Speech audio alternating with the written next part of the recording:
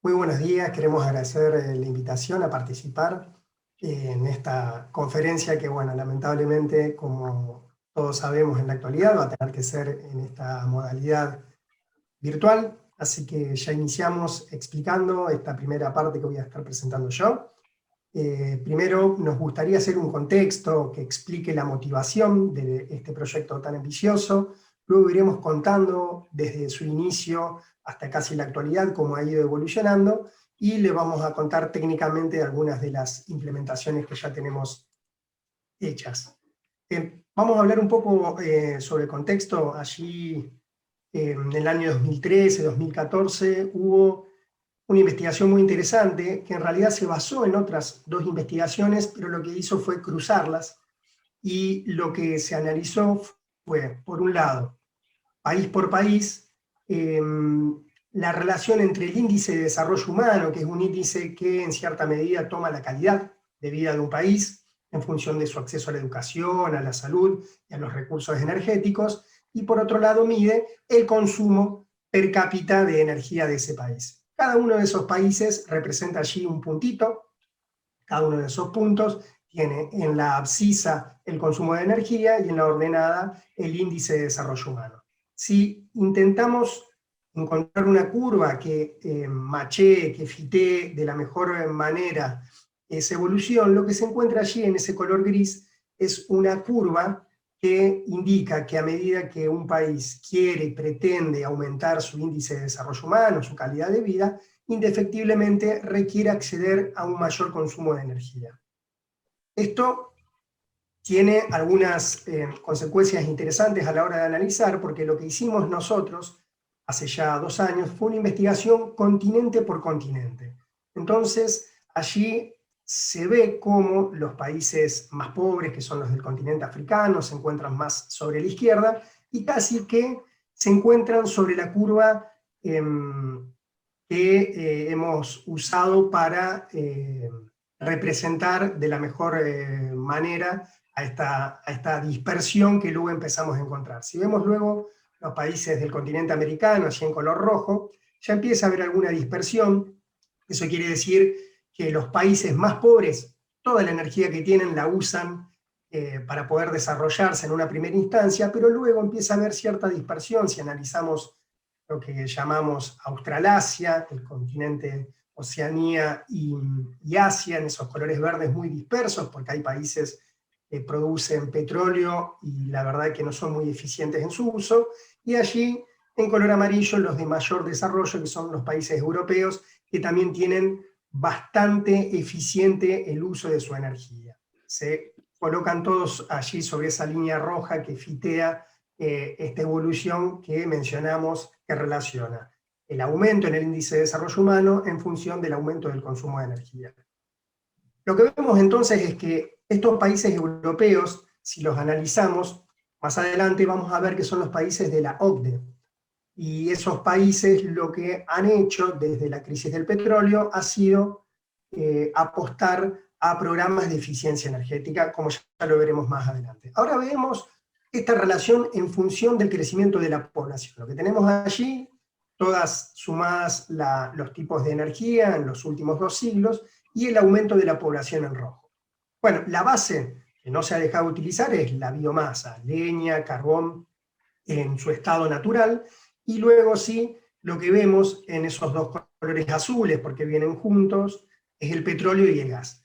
Ha habido un aumento significativo desde la década del 40, cuando se obtienen los primeros pozos de petróleo allí en Estados Unidos, y desde entonces esa ha sido el nuevo vector energético prioritario. Previamente, lo que sí hubo desde la primera y segunda revolución industrial ha sido el carbón. Entonces tenemos una base de biomasa, luego la incursión del carbón, y en la década de 1940 el petróleo y el gas. Sí, si analizamos, ha habido en los últimos 10, 20 años un nuevo aumento en el consumo de carbón debido a la incursión de China en la geopolítica mundial. Ahora bien, hay un nuevo vector desde la década del 70, como les decía, desde la crisis del petróleo, que es la eficiencia energética. Si vemos allí en amarillo, ya desde el año 2002-2004, el principal vector energético en los países de la OCDE es la eficiencia, es decir, la cantidad de energía que se ahorran producto de estos programas de eficiencia es mayor incluso que la cantidad de energía que tienen, por ejemplo, a partir del petróleo o del gas. Esto es muy importante porque hay muchos países en donde todavía los programas de eficiencia energética no han sido implementados, y nosotros consideramos que los actores principales que tienen que llevar adelante estos programas son los centros de educación, las instituciones educativas como las universidades. Fíjense lo que ocurrió en esos países. Hasta la década del 70, lo que se llama la intensidad energética de un país, es decir, la relación entre el Producto Bruto Interno y la cantidad de energía que consumen, iban casi de la mano. Si ven desde 1975 hacia atrás, un incremento en el Producto Bruto Interno implicaba un mismo incremento en el consumo de energía. A partir de la crisis del petróleo y de estos programas de eficiencia, logran desacoplar estas dos curvas y se mantiene casi inalterado el consumo de energía, mientras que pudieron continuar con esa curva ascendente en el desarrollo de su Producto Bruto Interno. Fíjense lo que ha ocurrido, por ejemplo, en nuestro país. Pese a innumerables crisis, crecimientos y decrecimiento del PBI, se puede ver un pequeño crecimiento en los primeros 14 años de este siglo, que ha sido también acompañado con un crecimiento en el consumo de energía. Pese a que la Argentina está en la media mundial, ¿no? Consumimos aquí 2 toneladas de petróleo equivalente per cápita, que es casi la media mundial. Bueno, como les decía, todavía en los países de Latinoamérica y el Caribe dependemos mucho del incremento del consumo de energía para aumentar nuestro PBI, nuestro índice de desarrollo humano. La idea es empezar a aplicar e implementar políticas de Estado tendientes a la eficiencia energética para poder desacoplar, desenganchar estas dos curvas, y como les dije, si hablamos de políticas de Estado en cuestiones tecnológicas, consideramos que las universidades debemos jugar un rol clave. Lo primero que hicimos fue ponernos a investigar en trabajos que ya había a nivel mundial, en cuestiones de eficiencia energética en las universidades. Allí encontramos, por ejemplo, trabajos que ya existían en distintas partes del mundo, desde China, Portugal, Australia, Arabia Saudita, Escocia. Teníamos experiencias también aquí en nuestro continente, en Canadá, y en Argentina había unas incipientes investigaciones que se empezaron a hacer a partir de la implementación de este proyecto. Allí podemos citar la Universidad Nacional de Rafaela, la de Río Cuarto, la de Tecnológica Nacional de San Francisco en Córdoba, y la de Misiones. Bueno, el proyecto les cuento ahora cómo nace. Nace originalmente entre 3 universidades, únicamente, entre San Francisco, Río Cuarto y Rafaela, en donde lo que decidimos fue empezar a analizar cuánto impactaba, por un lado, la generación fotovoltaica que teníamos en estas 3 universidades, y empezar a ver posibles planes de eficiencia energética que podamos hacer y poder cuantificar eso.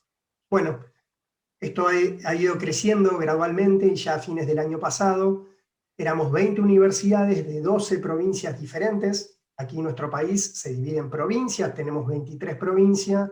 Actualmente de esas 23 participan 13 provincias ya, es decir, más de la mitad del territorio nacional se encuentra participando de este proyecto de eficiencia energética universitario, que tiene como objetivo decir que el ejemplo empieza por casa. Si queremos promover programas de eficiencia energética, queremos que nuestros graduados y graduadas se preparen en estas temáticas, debemos no solamente enseñarlo en los libros, sino mostrarlo en implementaciones reales en nuestros propios edificios de los campus universitarios.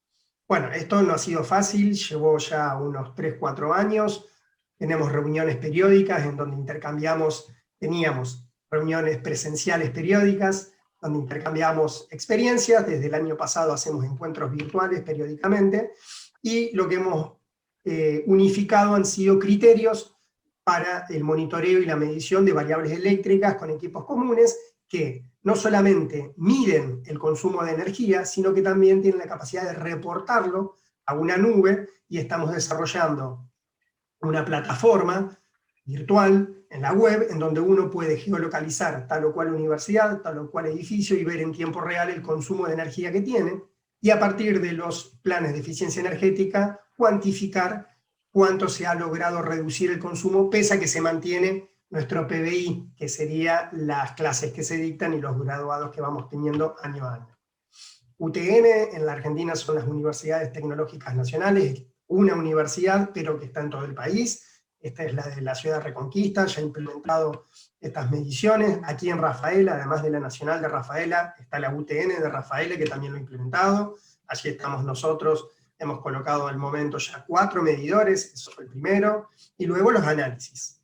Una vez que uno tiene la capacidad de medir, hay que lograr transformar esos datos en información. Entonces, hemos ido haciendo eso ya hace 2 o 3 años, y lo que empezamos a medir y correlacionar es el impacto que tiene los sistemas fotovoltaicos en la reducción del consumo de energía, y las acciones de eficiencia energética también cuánto han impactado, y esos son análisis que ya tenemos implementado. Y otra cosa importante es que hemos extendido estos proyectos no únicamente en el ámbito universitario, sino también en los colegios secundarios técnicos. Ya hay profesionales técnicos que se gradúan en la escuela secundaria técnica teniendo conocimientos sobre la cuestión de la eficiencia energética en edificaciones.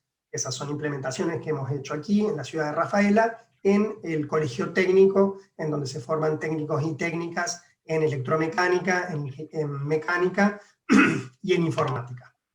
Bueno, si decimos que el ejemplo empieza por casa, aquí en Rafaela tenemos la suerte de estar construyendo nuestro propio campus. Ya hemos diagramado un sistema de comunicación primero entre los edificios del campus, y luego va a ser el que se reporte, como les dije, a una nube que va a estar midiendo no solamente el campus de la Universidad Nacional de Rafaela, sino las otras 22 universidades que forman parte actualmente de este proyecto. Esos son los módulos áulicos que ya fueron licitados y ya se están construyendo, y la idea es que también tengan medidores inteligentes cada uno de estos nuevos edificios. Para cerrar, para terminar, les quiero comentar una frase ya de William Thomson Kelvin, de los famosos grados Kelvin de temperatura, que ya en el siglo XVIII postuló que lo que no se puede medir no se puede gestionar. Bien, esa es una frase que se usa mucho en los sistemas de gestión de energía, pero Kelvin, en realidad, la frase completa de lo que dijo fue: lo que no se define no se puede medir. Lo primero que hicimos en este proyecto fue definir, acotar el problema, qué era lo que queríamos medir, cómo lo íbamos a medir y con qué finalidad, y a partir de allí sí medir. Luego, lo que postula es que lo que no se mide no se puede mejorar. En esa etapa estamos ahora, una vez que conocemos las variables, lo que medimos y cuánto medimos, estamos empezando a pensar, a implementar programas de eficiencia energética, y terminaba cerrando Kelvin que lo que no se mejora se degrada siempre. Así que bueno, nuestra intención, en lugar de ir degradando, es que los conocimientos y nuestra eficiencia energética vaya mejorando a medida y conforme pase el tiempo. Muchas gracias, aquí está mi parte. Buenos días, ¿qué tal? Un placer nuevamente estar con la Universidad de Mariana, universidad con la que ya tenemos unos estrechos lazos de amistad. Afortunadamente quería compartir este proyecto, que fui invitada a participar gracias al ingeniero Silva, al doctor Silva, que nos invitó y que la Universidad de Rafaela nos llamó a participar. Y bueno, nuestra universidad se suma justamente, hace poco había escuchado en una entrevista, a este concierto de universidades, y era así, cada universidad empezó a participar y a tomar conciencia de que teníamos que analizar nuestros consumos. Como bien lo dijo recién el doctor Silva, es importante empezar a pensar lo que consumimos, cómo lo consumimos, para no degradar nuestros recursos. Bueno, como ven, Formosa forma parte de esta red. Bueno, dentro de los recursos energéticos, como lo conocen todos, saben perfectamente que tenemos diferentes fuentes energéticas.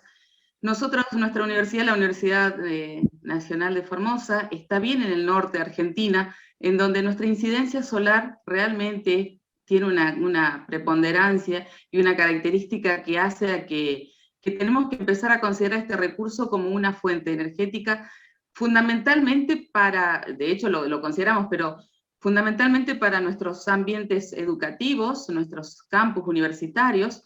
Tenemos que empezar a darle una un uso inteligente de este recurso. Entre otros, ¿no? Por supuesto, la conservación del medio ambiente requiere estas energías limpias para preservar nuestro planeta, fundamentalmente desde el uso inteligente de la matriz energética. Para el uso inteligente tenemos que empezar a pensar lo que es sustentable, la capacidad que tenemos como sociedad para el uso consciente y responsable de nuestros recursos, y fundamentalmente la sustentabilidad apuntando a esto de que tenemos que utilizar nuestros recursos pensando no solo para nuestras necesidades, sino para las necesidades de las generaciones futuras. Y esto no nos tenemos que desprender ni dejar de pensarlo como medio educativo, como universidad, como generadores de nuevos profesionales, ¿no?